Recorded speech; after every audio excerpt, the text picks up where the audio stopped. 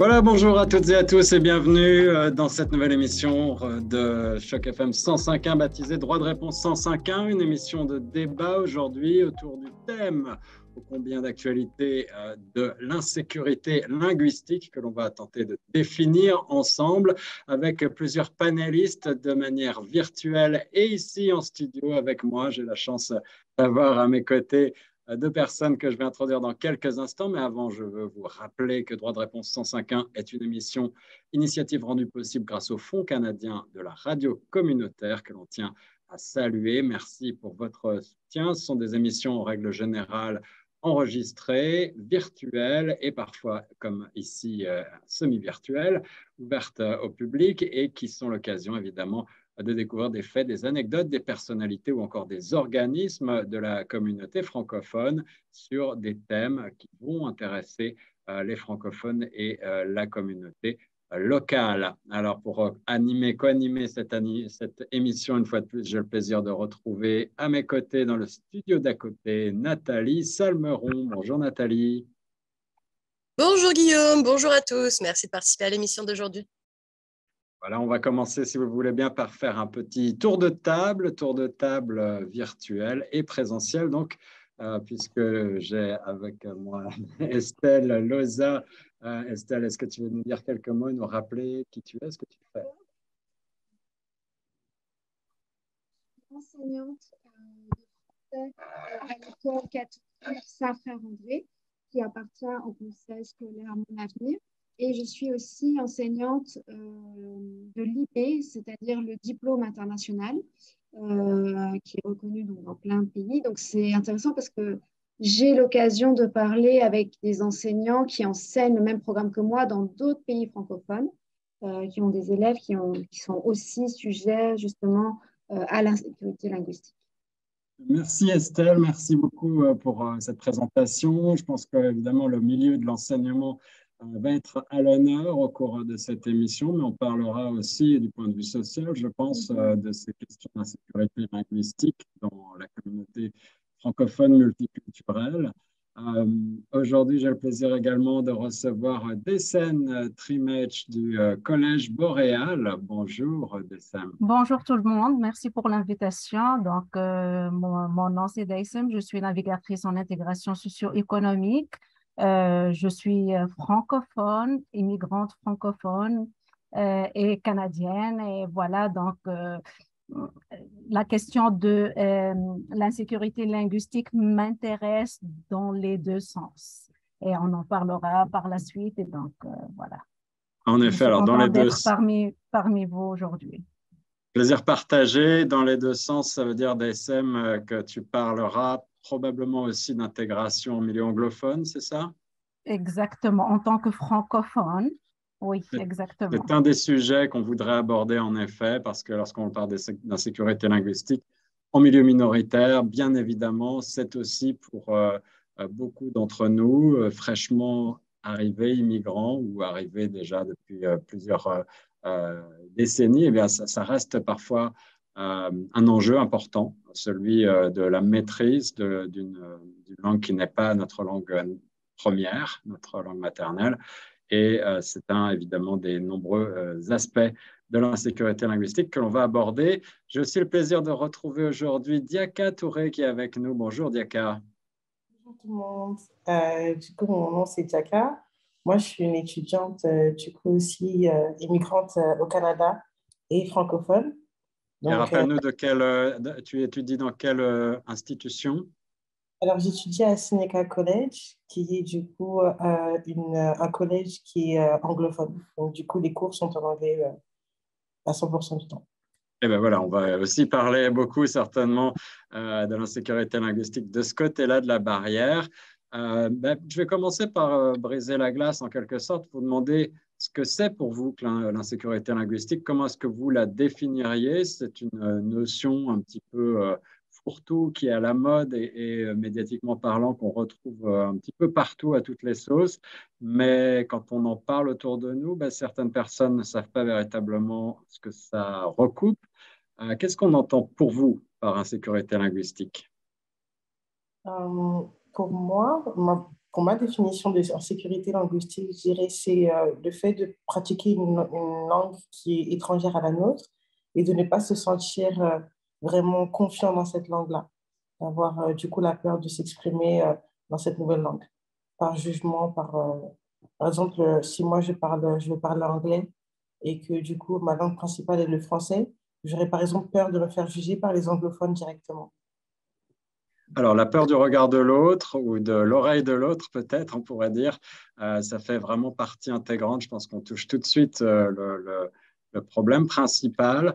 Mais on va aller un petit peu plus loin. Dessem, est-ce que vous Oui, voudriez définir, je suis aller un tout peu à plus fait loin? d'accord avec Diaka, mais aussi je vais dire que cette insécurité linguistique peut procurer ce sentiment d'infériorité qui est ressenti par rapport à une langue. Donc, je ne parle pas très bien la langue ou je ne parle pas correctement la langue.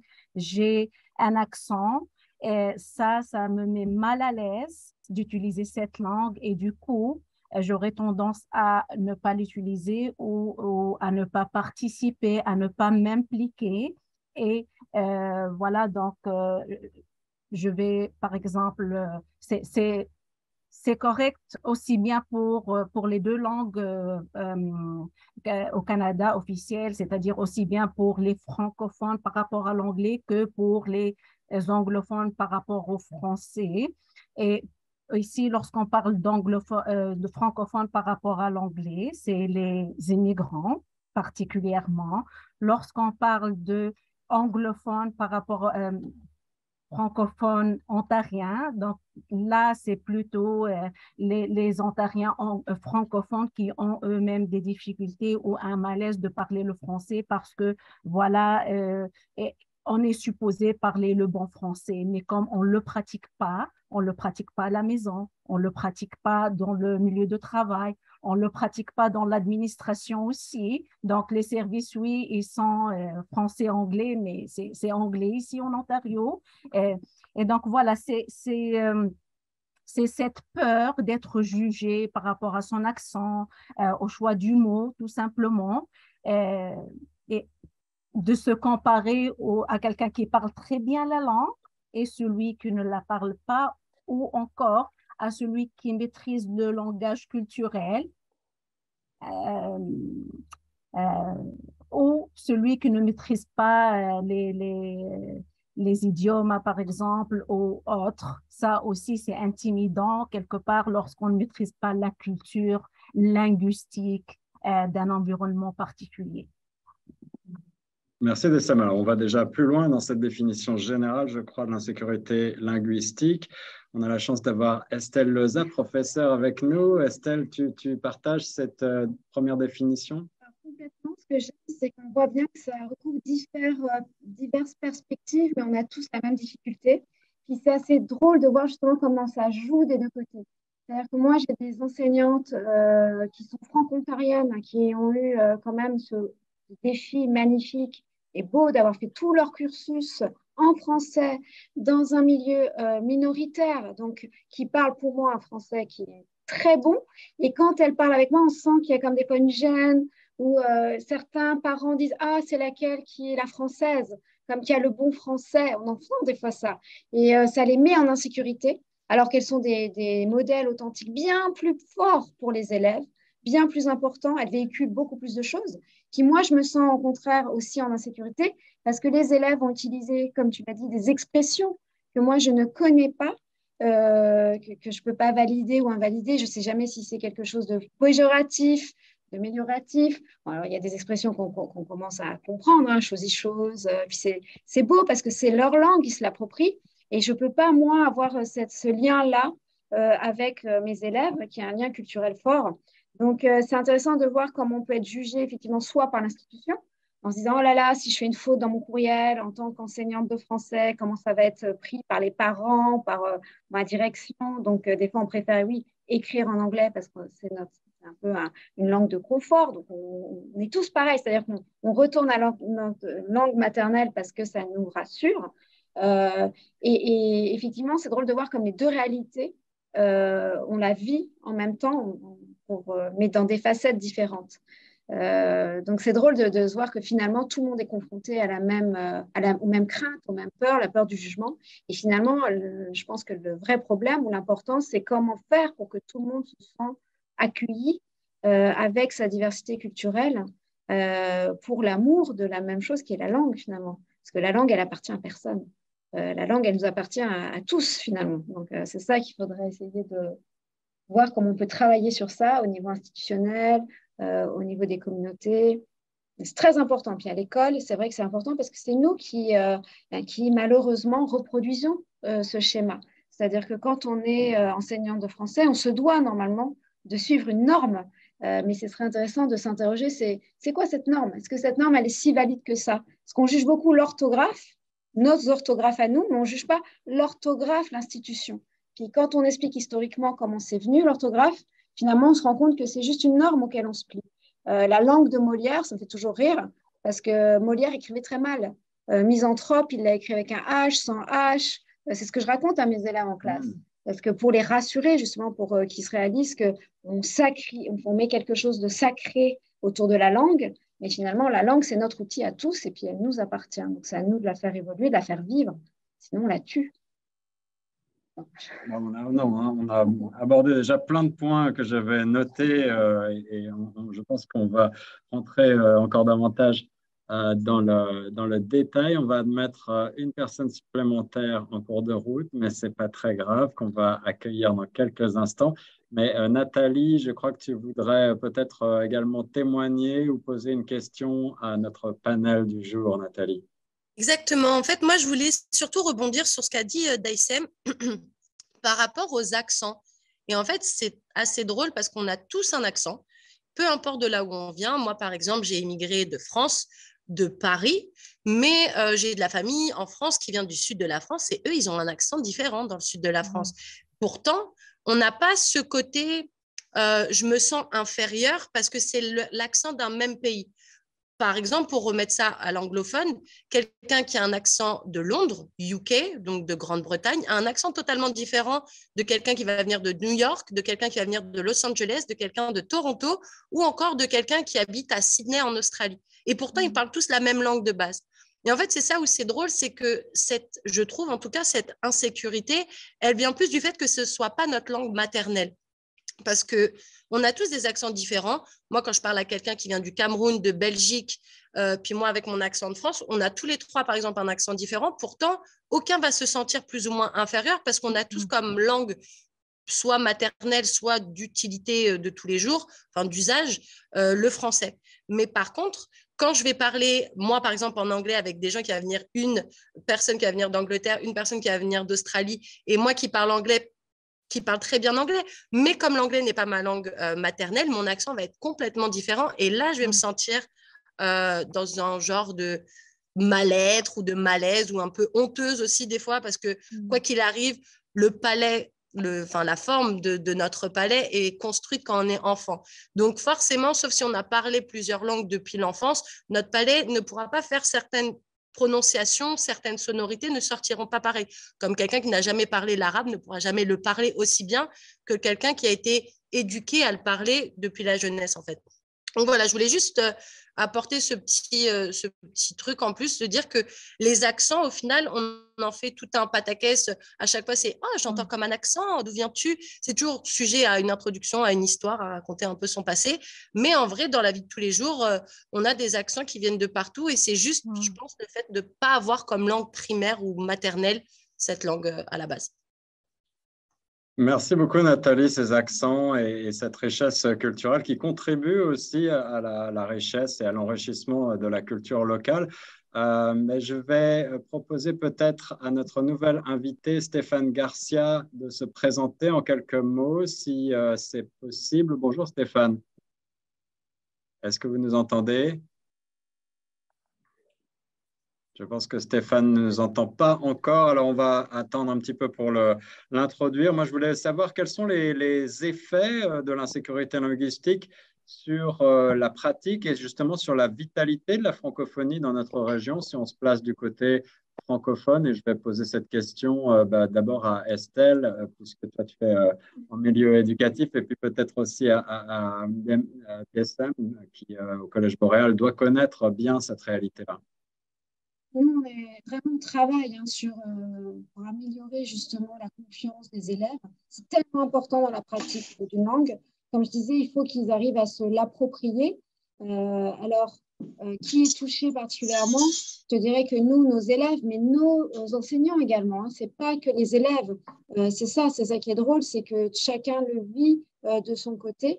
Ce qui est intéressant, c'est d'essayer de trouver justement un biais de reconnaître que la langue, elle est vivante, que la langue, en fait, elle a des emprunts depuis toujours. Et quand on pose ceci comme principe, ben, ça va un petit peu arranger l'atmosphère déjà dans la salle de classe. C'est-à-dire que moi, ce que j'aime bien faire avec mes élèves, on fait des dictionnaires où chacun apporte sa particularité dans sa langue. Et puis, j'ai une anecdote à propos de ça. C'est que, par exemple, il y avait des élèves qui disaient la latte pour la règle. Et puis moi, je n'utilise pas ce terme-là, par exemple. Puis on s'est rendu compte qu'en fait, c'est un terme qui vient… alors, c'était mes amis qui étaient beaucoup du Congo qui utilisaient ce mot-là. Mais en réalité, on s'est rendu compte qu'on avait un autre petit garçon qui était de Belgique. Et finalement, l'origine venait de là. Que la latte, c'était aussi… Donc, ça enrichit une langue, en fait, quand elle est parlée différemment, que ce soit avec les accents, que ce soit par des mots différents, ça l'enrichit. Donc, c'est une identité, une langue, mais c'est aussi une communauté. Donc, si dans ta communauté, tu finis par accepter la variable, c'est là où tu l'enrichis. Et c'est un peu le problème qu'on a malheureusement avec l'institution, c'est qu'on a tendance à penser que non, il y a une norme. Il faut suivre cette norme, il faut tous qu'on parle pareil pour être compris. Puis ça, c'est utopiste, parce qu'en réalité, une langue, elle ne sera jamais parlée de la même façon. On ne pourra jamais le contrôler, ça. C'est comme un ruisseau, c'est comme une eau vive, chacun met sa petite goutte et c'est ça qui fait la beauté de la langue. Par exemple, je sais qu'en Afrique subsaharienne, je parle de ça parce que c'est là où il y a de plus en plus d'écoles francophones qui sont ouvertes, c'est là où il y aura le plus de locuteurs francophones en 2050, ben, on parle le Cam-franglais. Alors, qu'est-ce que c'est? C'est une langue au Cameroun qui ressemblera un peu au chiac de Moncton en Acadie ou au joual. Donc, c'est tout qui ne sont pas des dialectes, mais qui font partie en réalité complètement de la langue parlée, de la langue populaire. Puis, ce n'est pas quelque chose qui est juste propre à notre langue. Si on prend l'arabe, c'est la même chose. Il y a le derija, il y a la langue, l'arabe littéraire.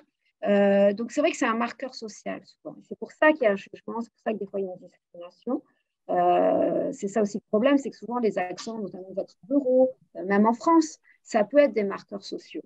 C'est pour ça que des fois, il y a des jugements où c'est ça, il faudrait plus arriver à accueillir tout le monde, peu importe le vocabulaire, les expressions, et essayer de faire en sorte que la communauté soit accueillante et pour que les élèves puissent s'exprimer librement, quel que soit le vocabulaire utilisé.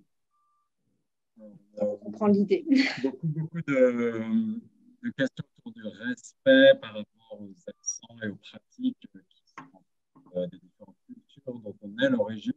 On va essayer de creuser ces questions, mais avant ça, j'aimerais accueillir notre nouveau participant, Stéphane, qui nous a rejoint. Bonjour Stéphane. Bonjour à tous, désolé pour le retard.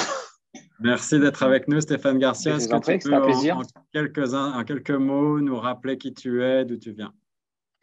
Donc, je suis Stéphane Garcia, donc j'ai 47 ans et j'arrive de France, plus particulièrement de Bordeaux, la région de Bordeaux. Je suis arrivé il y a un an, presque jour pour jour, c'était le 12 octobre. Donc, voilà, j'ai une formation de profession de technicien commercial dans la sécurité incendie, où j'ai j'ai bougé énormément sur la région parisienne également et autour de la région bordelaise. Voilà. Et alors, en ce qui concerne cette question de l'insécurité linguistique en tant que nouvel arrivant francophone en milieu minoritaire, de quelle manière est-ce que tu es touché par cette insécurité linguistique et de quelle manière est-ce que tu t'es adapté depuis un an? Quelles sont tes observations et ton expérience en 2 mots? Donc, moi, aujourd'hui, mon insécurité linguistique, bon, j'ai déjà quelques lacunes en anglais pour pratiquer la langue de l'anglais. Donc, ça me cause déjà un frein psychologique. Et là, je vous entendais parler beaucoup d'accent quand j'ai repris en cours. Et c'est vrai que là, je me trouve sur Toronto, donc il y a beaucoup de communautés avec énormément d'accents différents, asiatiques, et encore même dans les asiatiques, il y a plusieurs accents, hindous, pakistanais, voilà. Donc, c'est très difficile de comprendre déjà, même quand les gens me parlent, j'ai déjà du mal à comprendre. Et en plus, moi, avec mes contraintes de la langue d'anglais, de m'exprimer aussi à mon tour, il y a beaucoup de confusion. Et donc, moi, ça me crée un frein qu'à un moment donné, bon, mais je stoppe, puis je fais l'ingui pour avancer sur mes difficultés, quoi. Voilà. Alors, on dit souvent après, que Toronto est une ville très multiculturelle, justement, oui. et que par principe, elle est justement assez indulgente ou accueillante par rapport aux différents accents, différentes pratiques linguistiques, et que finalement, y compris dans le milieu professionnel, ça n'est pas nécessairement autant un frein que ce qu'on pourrait penser. Est-ce que c'est quelque chose que tu as pu observer, ou est-ce qu'au contraire, tu sens que malgré tout, c'est quelque chose de difficile pour toi pour l'instant? Alors, il y a quand même en effet beaucoup de gens positifs qui comprennent, qui aident, mais il y a aussi, alors c'est pas 100% des gens, il y en a quelques-uns, mais on retient que les côtés négatifs, hein, souvent, donc où ça s'est très très mal passé, quoi. Surtout dans le domaine, par exemple, lorsque vous faites des commerciales, vous faites des achats dans des magasins, etc. C'est difficile, et il y a souvent eu un petit peu on va dire, d'escroquerie, des choses comme ça, quoi. Voilà. Et je vais poser la question un petit peu à tout le monde. Est-ce que vous avez le sentiment parfois que les problèmes liés à la langue, à l'incompréhension ou aux accents même peuvent s'apparenter à une forme de défiance, voire de racisme, j'allais dire? Est-ce que vous avez été victime vous-même de moqueries ou de réflexions déplacées par rapport à la langue telle que vous la parlez, que ce soit en français ou en anglais d'ailleurs? Je peux répondre à ça. Donc, juste pour revenir à ta première question par rapport aux effets de la pratique, la vitalité de la langue, etc. Donc, effectivement, lorsqu'on a l'insécurité linguistique, on a tendance à ne pas pratiquer la langue. Et lorsqu'on dit pratiquer, ou bien ne pas la parler, ou encore ne pas l'écrire, même si on la lit très bien, etc. Et donc, je pense que pour rejoindre tout ce qui a été dit, c'est qu'il y a quelque part un problème individuel. Donc, moi, par exemple, je maîtrise très bien telle langue, disons le français. Venant ici et faisant face ou voulant s'intégrer à une communauté anglophone, je suis supposée, entre moi et moi-même, parler parfaitement l'anglais. Moi, je me rappelle, je vais parler de mon expérience personnelle, par exemple. Lorsque je suis venue ici en Ontario, au Canada, d'une manière générale, j'avais 7 en anglais. Donc, lorsqu'on dit 7, je suis supposée avoir un bon anglais. Je peux écrire, je peux lire, j'entends très bien, mais parler l'anglais me posait un problème parce que justement, je me suis sentie intimidée par mon accent. Mon accent qui est plus francophone, comme a dit Nathalie. Donc, nous, les voyelles nous posent problème. Et du coup, le A, on ne peut pas le rendre E, etc. Et ça, c'est très clair comme accent. Et donc, ça m'a pris 3 ans pour se sentir confiante par rapport à mon anglais. Donc, j'ai étudié 3 ans l'anglais au Canada pour pouvoir me sentir un peu plus à l'aise de parler en anglais couramment. Et même avec ça, je ne suis pas sentie à l'aise que lorsque j'ai effectivement commencé à travailler dans un milieu anglophone. Donc, j'ai réussi parce qu'il y a toute une différence entre étudier aussi la langue et la pratiquer. Donc, ça, c'était aussi intéressant dans le sens où j'ai étudié, mais rien ne vaut la pratique. Donc, voilà. Et comme on a la barrière de langue, je parle là d'après mon expérience en tant que navigatrice qui travaille avec les nouveaux arrivants, mes clients ont des fois des bons niveaux en anglais, mais comme on leur exige un certain niveau de langue ou encore l'éducation canadienne ou encore l'expérience canadienne, ils tourneront dans ce cercle vicieux. Si tu ne me donnes pas l'opportunité d'avoir l'expérience canadienne, comment tu veux que je pratique ma langue en tant que francophone? Comment veux-tu que j'améliore ma prononciation, mon accent, etc. Et donc, on se retrouve des fois dans un cercle vicieux. Donc, du niveau individuel, on passe au niveau social. Donc, ici, les recruteurs, d'une manière générale, ont tendance inconsciemment peut-être de choisir les candidats qui sont les plus à l'aise en anglais. Je parle particulièrement de l'Ontario. Et aussi, il y a le niveau institutionnel. Par exemple, je me rappelle, j'allais faire mon permis de conduite. Il était en français. Et je suis allée, j'ai présenté le permis, elle m'a dit non, non, je ne l'accepte pas, tu dois le traduire en anglais. J'ai dit non, désolé, mais le français, c'est la langue officielle au Canada. Vous êtes supposé l'accepter. Et ça lui a pris plus que 30 minutes pour revoir le guide, pour chercher quelqu'un qui parle anglais, pour qu'elle puisse traduire le document, le petit permis là, de conduite, pour qu'elle m'a répondu. Donc, j'ai dû attendre 30 minutes pour trouver une réponse à ma quête et pour pouvoir exercer mes droits d'utiliser la langue française comme langue officielle. Je me sens à ce point-là, je me suis sentie chanceuse parce que j'ai un background juridique, donc je connais mes droits, etc. Mais je me suis posé la question aussi par rapport aux gens qui ne maîtrisent pas ces trucs-là. OK, je vais à une administration, je leur dis, servez-moi en français. Ils me disent, non, non, tu as besoin de l'anglais. Évidemment, je vais sortir, je ne vais pas bénéficier du service et peut-être que je ne reviendrai jamais. Donc là aussi, donc il y a 3 niveaux en fait, individuel, social et institutionnel, qui doivent être peut-être révisés par rapport pour assurer une meilleure pratique de la langue en Ontario. Pour terminer, donc vous avez parlé de l'exigence ou s'il y a une discrimination ici en Ontario. Moi, j'ai eu la chance de vivre aussi en Alberta. Et comparant l'Alberta, Calgary à Toronto, je trouve qu'ici, ils sont beaucoup plus tolérants en termes de langue. À Calgary, ils sont très exigeants, à mon sens. Ici, je sens le multiculturalisme, je sens qu'il accueille les différents accents, ils permettent les fautes d'anglais, donc ils sont beaucoup plus tolérants par rapport à ça. Merci Daysem, ça c'est une note positive qui fait plaisir à entendre. Estelle, tu veux juste rajouter un mot avant qu'on passe à Nathalie? Oui, parce que tu parlais de discrimination, tu parlais de racisme.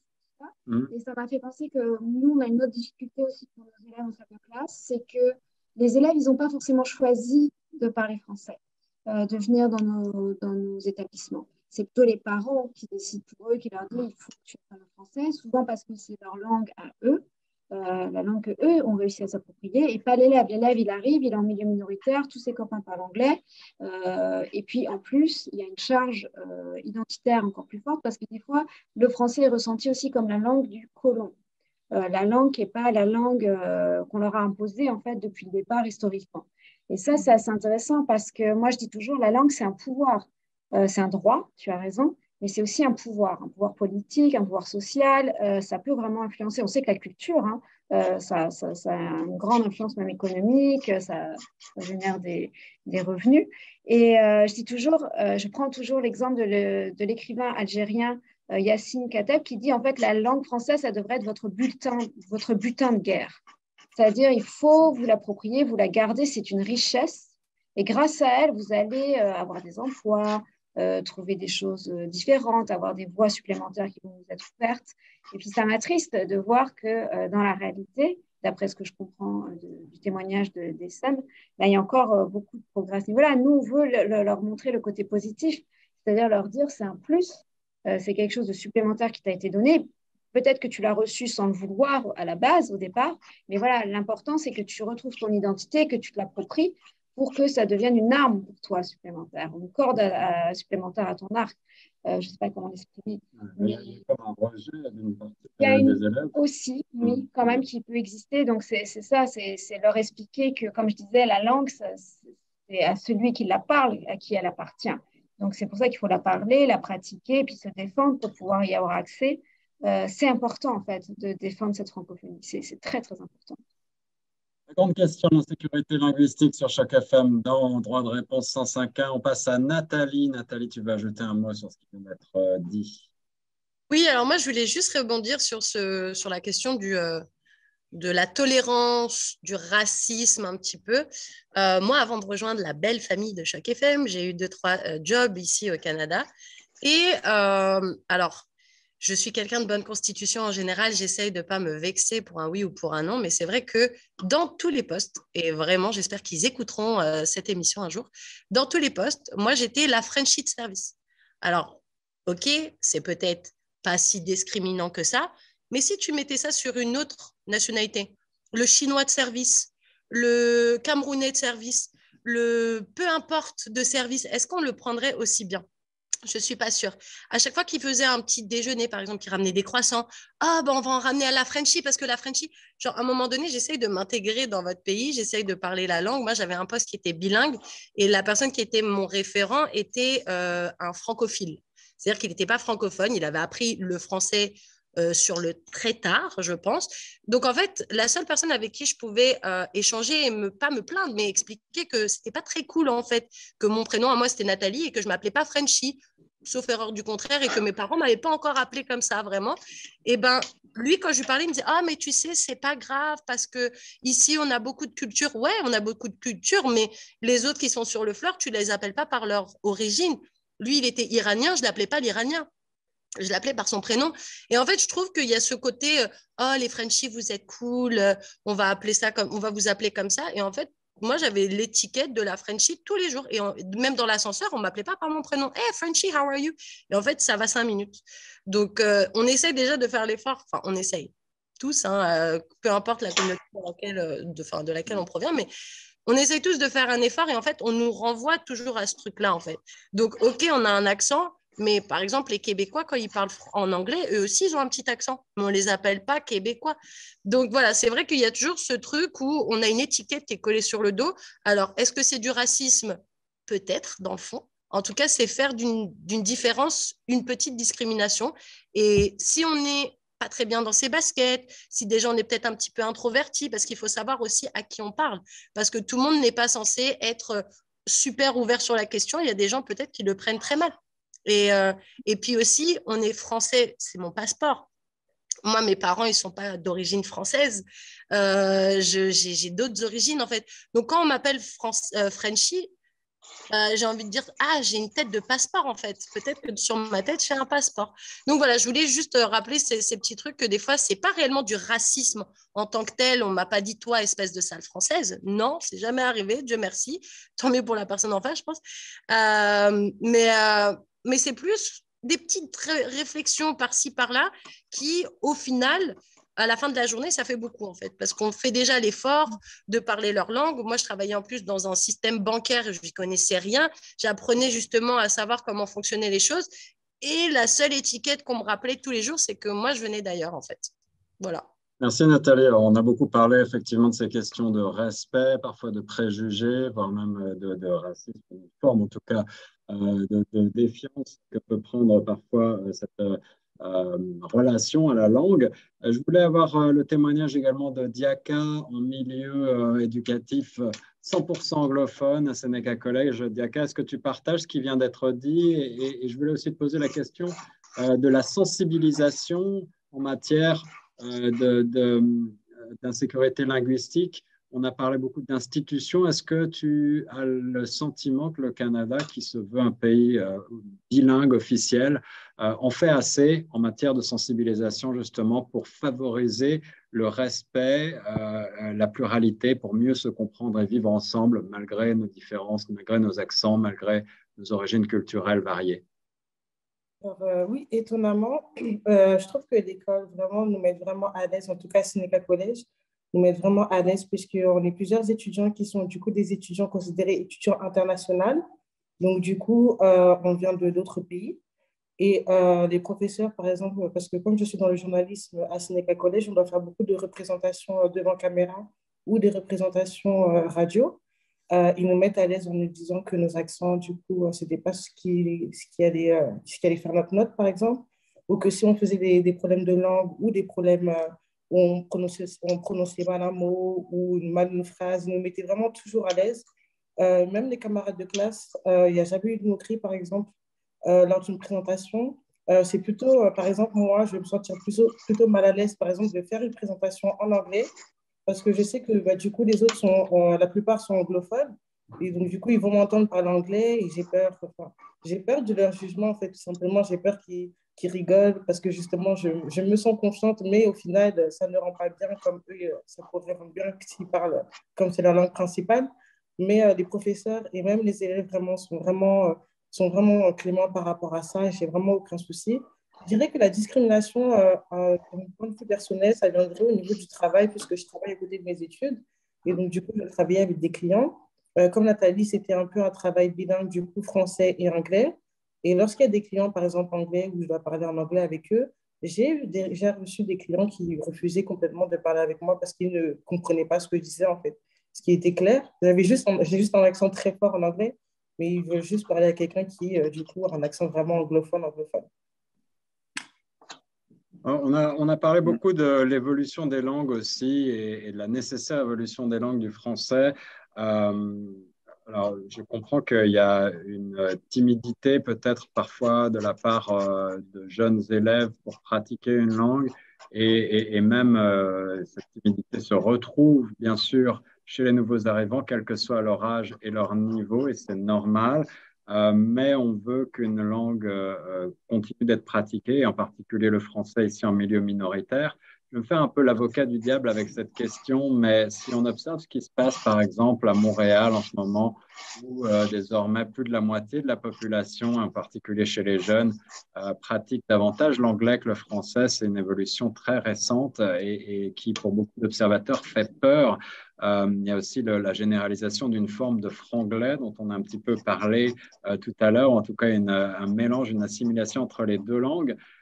Est-ce qu'il faut redouter ce mélange, cette pratique d'une langue qui évolue, quitte à se faire en partie assimiler par l'anglais, ou est-ce qu'il faut plutôt voir ça comme une opportunité de poursuivre la pratique de la langue sous une autre forme? Estelle, tu voudrais prendre la parole là-dessus? Moi, je peux en parler parce que j'en vis dans nos écoles, c'est-à-dire que souvent, puis même les enseignants, malheureusement, ont tendance, quand ils veulent expliquer quelque chose ou renforcer un message, ils vont dire en anglais. Ils ont l'impression que, par exemple, pour avoir l'écoute, ils vont utiliser quelques petits termes en anglais. Et effectivement, en plus, c'est ça qui est terrible, c'est que ça marche. C'est-à-dire que tout à coup, hop, on a l'attention des élèves. Et puis, on sait très bien qu'effectivement, dans nos couloirs, c'est l'anglais qui est parlé, hein, c'est pas le français parce que c'est plus cool.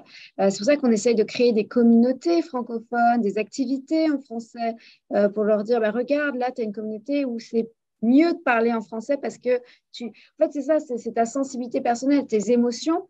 Si tu te coupes, est-ce que tu vas crier en anglais ou est-ce que tu vas crier en français? Si tu rêves, est-ce que tu rêves en français ou en anglais? Donc, c'est sûr qu'il y aura toujours une langue prédominante, mais après, c'est l'amour de cette langue. Donc, ce qui est important, c'est de faire aimer cette langue.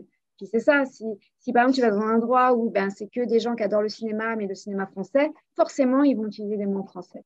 Et donc, j'ai envie de dire, c'est beau les mélanges. Ne cassons pas les mélanges. Ce qu'il faut montrer, c'est qu'en fait, tu as une possibilité de t'exprimer en deux langues. Et ça, c'est génial. Donc, essaye de garder des moments à toi, ton petit univers francophone, et puis ton petit univers anglophone. Et si le francophone, il est un peu mélangé par de l'anglais, par du lingala, par je ne sais pas quoi, bah, tant mieux, à la limite. Tant mieux parce que tu te sens à l'aise dans cette communauté et c'est là où tu vas garder quand même ton français. Et puis, le français, si tu vas en avoir une utilité réelle, un besoin réel, bah, tu vas pouvoir le retrouver. Donc, c'est ça qu'on dit à nos élèves, c'est de garder dans sa poche ou dans son cœur la place pour le français. Puis essayer aussi de le transmettre à leurs enfants, à leurs amis. Parce que nous, les meilleurs profs de français, j'ai envie de te dire, c'est justement pas les Français. c'est justement ceux qui ont eu les mêmes difficultés pour apprendre notre langue. Déjà parce qu'ils comprennent mieux que nous les règles de grammaire, parce qu'ils ont dû les étudier, et puis parce qu'ils ont cet amour. Donc, eux, ils peuvent vraiment transmettre cet amour. Je pense que c'est là le point, la différence, peut-être. Sur Choc FM, on essaie de vous transmettre l'amour du français à travers la culture et la musique francophone, qu'elle soit de la vieille Europe, du Québec, d'Afrique ou des Caraïbes, entre autres choses. Daysem, tu veux réagir? Daysem au Collège Boréal, tu as levé la main pour Oui, réagir sur ce que Estelle vient de dire.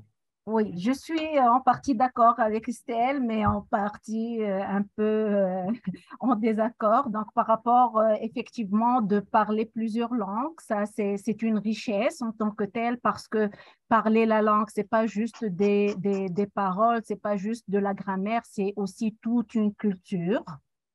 Et donc, on apprend le monde, on apprend l'histoire, on apprend la géographie à travers cette langue qui va nous permettre de regarder des émissions en français, d'autres émissions en anglais. Donc, c'est toute une richesse. Donc, je vais prendre mon chapeau de maman. Moi, le français n'est pas ma langue maternelle, l'anglais n'est pas ma langue maternelle. Donc, ma langue maternelle, c'est l'arabe en fait. Donc, je parle arabe, anglais, français et espagnol. À un moment donné, j'ai appris l'espagnol aussi.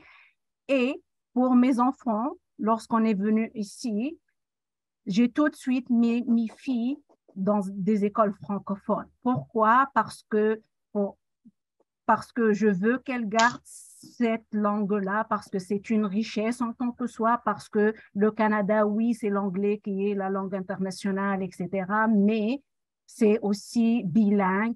Donc, j'ai insisté sur le fait qu'elles font le français et elles font le français, mais elles ont réussi à apprendre l'anglais parce que le fait avec l'anglais, c'est pour ça qu'on parle de Franglish, parce que l'anglais, il est beaucoup plus facile à apprendre que le français. La grammaire est beaucoup plus facile aussi. Donc, ça vient tout de suite. Moi, après tant d'années au Canada, des fois, le mot en anglais vient avant le mot en français. Et donc là, oui, ça influence. Les enfants parlent dans les couloirs l'anglais, chose que je ne suis pas d'accord, mais je ne suis pas très chaude pour le Franglish parce que le Franglish risque de dissimuler la spécificité de chaque langue. Donc, on ne saura plus est-ce qu'on parle anglais ou est-ce qu'on parle français. Pour moi, il est important de parler anglais ou français. Donc, et de parler les deux, ça sera parfait parce que c'est toute la richesse est là entre cet échange anglais-français. Le Franglish, franchement, je ne suis pas amatrice. Mes filles me ramènent des fois des mots et ça m'agace un peu, entre guillemets. Et voilà, donc j'aimerais bien toujours les corriger par rapport à ça parce que, voilà, on est en train de tuer la langue. Je ne pense pas justement qu'on la tue. Je pense qu'on l'enrichit et je pense que les gens qui vont vraiment avoir besoin d'un bon français, ils vont aller chercher, ils vont aller puiser. Je pense qu'on les tue davantage si on les brime trop. Parce qu'au bout d'un moment, il va se décourager, il va abandonner, il va dire c'est trop difficile, trop compliqué. Dès que je parle, on me corrige et ça va tout tuer. Par contre, là où vraiment je te rejoins, c'est qu'effectivement, il y a une conceptualisation différente selon les langues. Et c'est pour ça que nos élèves, ils sont si forts. Je vais être honnête, moi, je trouve que quand tu es bilingue, c'est une force incroyable et je vais vous expliquer pourquoi je pense ça. Déjà, il y a eu des études qui l'ont prouvé, mais même scientifiquement, on s'est rendu compte que, parce que l'anglais commençait à prédominer dans la scène scientifique. Donc, tout le monde commençait à utiliser les mêmes termes. Et souvent, malheureusement, les enfants même disent « Ah, c'est plus facile des mathématiques en anglais ». Et en fait, on s'est rendu compte que ça tuait certaines conceptualisations. Et c'était une recherche en italien où ils décrivaient un phénomène biologique. Et en fait, les termes qu'ils utilisaient en italien étaient différents. Et donc, ça décrivait une réalité différente. S'ils avaient dû le traduire en anglais, il n'y aurait pas eu d'équivalent. Et du coup, ils seraient passés à côté d'une notion scientifique, une conceptualisation scientifique. Parce que la langue, c'est aussi des idées. En fait. Donc, c'est vrai que tu as raison. Si on appauvrit notre langue, on va appauvrir les idées. C'est un peu comme dans 1984, c'est bien expliqué. Plus ton dictionnaire est réduit et plus tu... Mais le problème de vouloir opposer langue à langue, c'est ce qui risque de se passer aussi. C'est-à-dire qu'il y en a une, effectivement, qui va prédominer, forcément, et on va abandonner l'autre. Donc, c'est pour ça que je pense qu'il faut se respecter et qu'il y ait une cohabitation des langues. Donc, c'est là où je te rejoins, où effectivement, il faut quand même essayer de se battre pour notre langue, pour qu'elle reste. Mais après, il faut être accueillant. Moi, je pense que la meilleure démarche, ce serait celle-ci. Mais à discuter, à voir. Merci Estelle. Je pense qu'on pourrait parler des heures de cette question très importante de sécurité linguistique. Peut-être rappeler qu'une langue meurt avant toute chose lorsqu'on ne s'en sert pas. Alors que l'on prononce bien les choses mal avec un accent ou que l'on fasse des fautes de grammaire ou d'orthographe à l'écrit, il vaut mieux peut-être s'en servir malgré tout. Et puis, effectivement, toutes les subtilités des langues avec différentes notions, eh bien, pour les maintenir dans le patrimoine mondial, eh bien, il faut aussi continuer à les pratiquer et pratiquer de multiples langues, j'allais dire. Oui, j'ai envie de prendre un exemple qui est assez parlant, qui est assez drôle. En fait, la langue française, donc c'est l'Académie française qui l'a mis en place sous Louis XIV.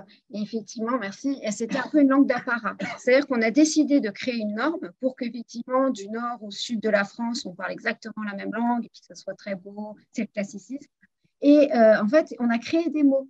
On a créé une orthographe d'apparat. Donc, par exemple, philosophe, ça n'a jamais existé avec un PH en réalité. Ça s'est toujours écrit FI. Mais à cette époque-là, on a décidé de mettre PH pour discriminer la population, donc pour pouvoir sélectionner la population, pour dire, ben, lui, il parle le bon français, il fait partie de la classe dominante.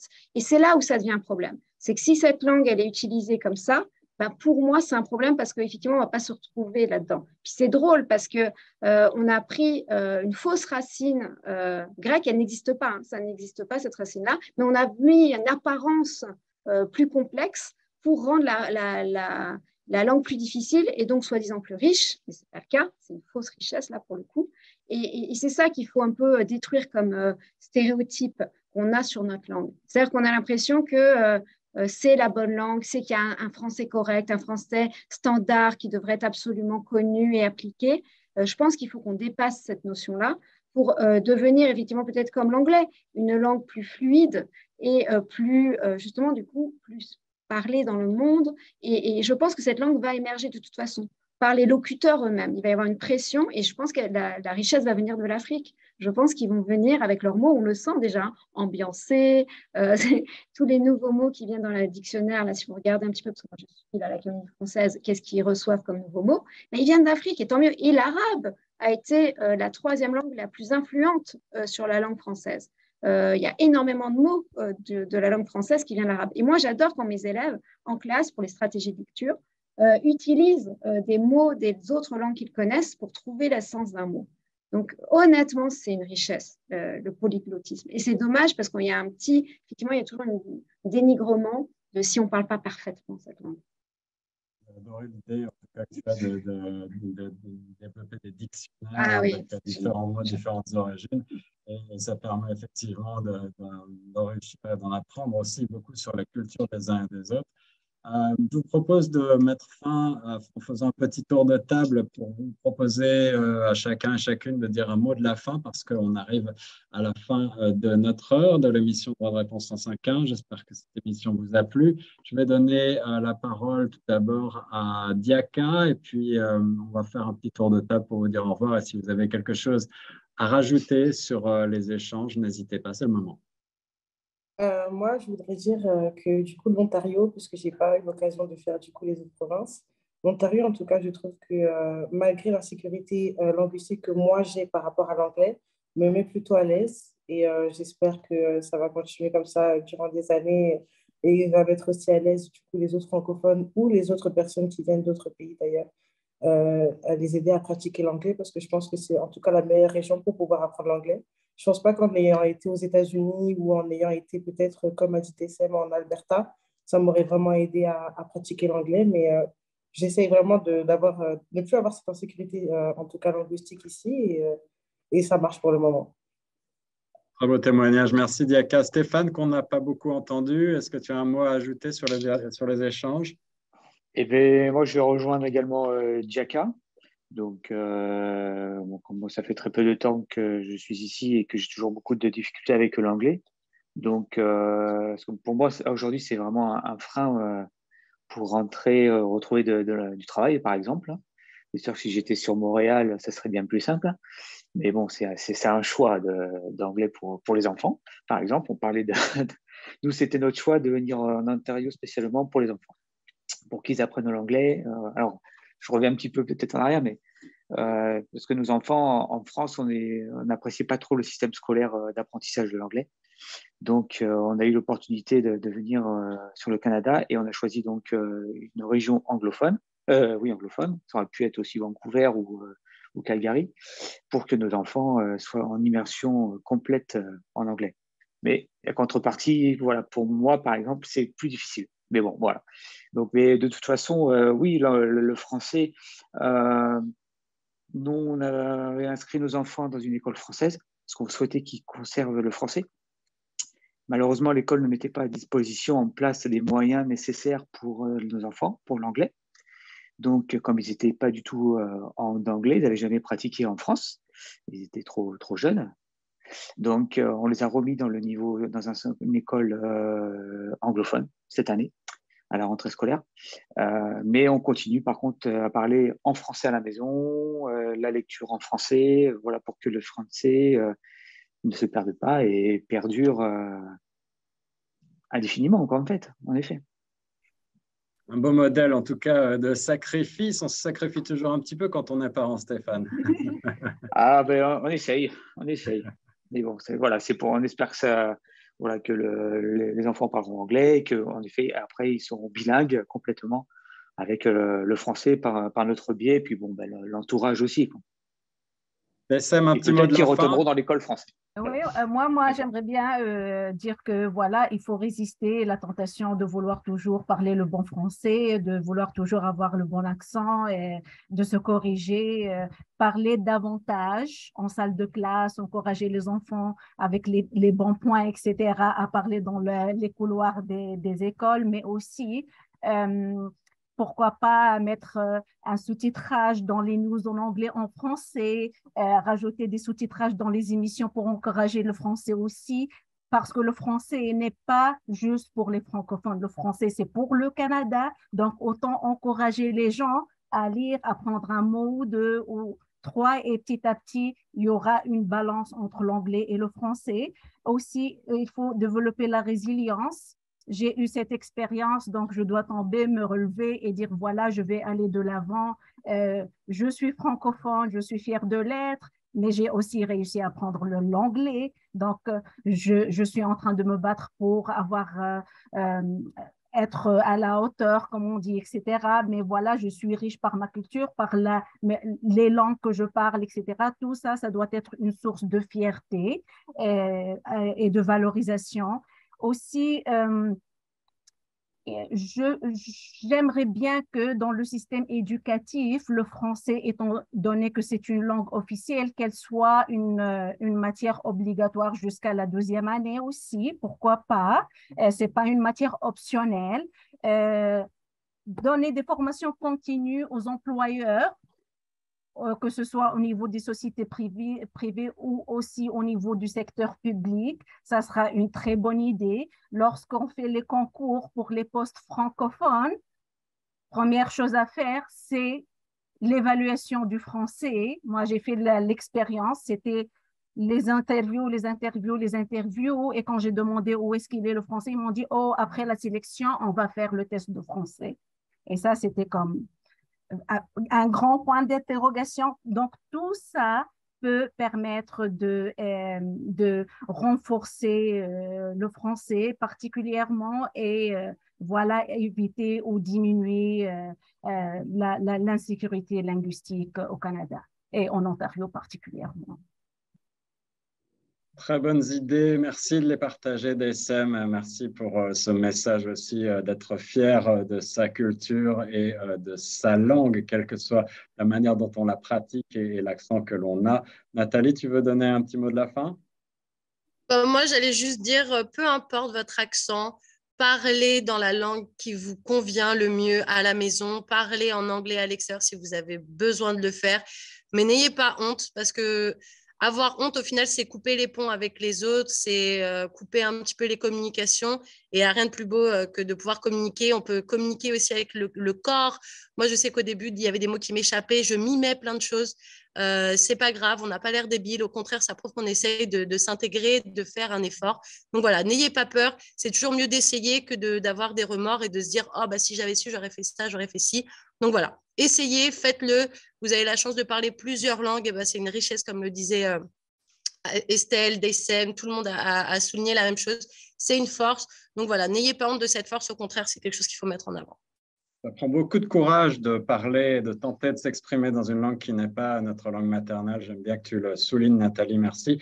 Estelle, tu veux terminer? Alors oui, moi j'ai beaucoup aimé le message de Daysem et puis c'est important de bien dire que c'est un droit aussi de parler notre langue et qu'on devrait effectivement se battre encore pour qu'ils soient reconnus parce que c'est dramatique là de penser que ben voilà Stéphane a été obligé de faire des choix. On ne devrait pas faire des choix. Il devrait y avoir effectivement des cursus francophones dans les écoles anglophones pour permettre de suivre cet enseignement. Nous, c'est ça le problème qu'on a dans nos écoles, c'est-à-dire que moi, mes élèves, ils viennent de très loin, le catchment area, comme on dit. Donc, c'est très large. Donc, on a des élèves qui viennent complètement de l'autre côté de la ville. Et ça, c'est dommage. On devrait offrir davantage de services en français, surtout dans l'éducation. Heureusement, on a quand même eu notre belle université francophone de Toronto. Mais encore faut-il voilà, qu'elle puisse offrir des programmes variés pour nos élèves. Donc, c'est ça. Moi, là, j'ai beaucoup aimé son message parce que c'est vrai qu'il ne faut pas l'oublier. Il faut se battre. C'est un droit. Et j'ai presque envie de dire un devoir, hein, si tu l'aimes, si tu veux vraiment que ça prospère, ben oui, il faut la défendre, cette langue. Et il faut inciter, j'ai bien aimé aussi, nos amis anglophones à parler davantage, à s'intéresser au français parce que c'est une richesse pour l'ensemble du pays et pas seulement pour les francophones du Canada. Merci beaucoup, on va se laisser là-dessus. C'était Guillaume Laurin dans l'émission Droit de réponse 105.1. Merci à toutes et à tous d'avoir participé et à très bientôt pour une nouvelle émission.